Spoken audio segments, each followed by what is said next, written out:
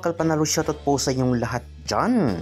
Napuruhan ng isang paa ng aktor public servant na si Senator Bong Revilla habang nasa shooting pa ng bago niyang pelikula, ang alias Pogi 4. Na-ospital ang senador dahil sa pagkakapunit ng kanyang Achilles tendon nang gawin niya ang isang maaksyong eksena sa sinushoot nilang pelikula.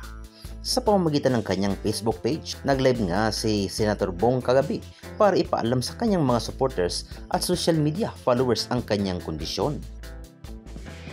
Hello, magandang gabi po. Hulaan nyo, nasaan ako? Nasa hospital. Nakikita ang mister ni Lani Mercado na nakahiga sa kanyang hospital bed habang nagkikwento sa kinasangkutang aksidente sa kanilang shooting. Kasabay nito, humiling siya ng dasal sa publiko dahil baka raw kailangan siyang upirahan sa kanyang napunit na Achilles tendon.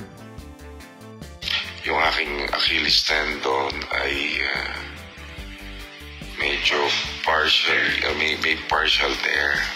Kwento pa ng senador, naganap ang aksidente habang kinukunan ng isa niyang action scene sa first shooting niya sa first shooting day ng alias Pogi 4, kung saan kinakailangan niyang tumakbo ng mabilis. Yung aking Achilles tendon medyo may partial tear kaya kailangan ng operasyon.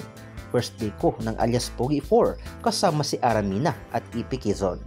You know, may mga pangyayari na hindi mo maiiwasan kaya mangyayari talaga yun. Ang pahayag nga ni Senator Bong Revilla habang nakaratay sa isang ospital sa Taguig City.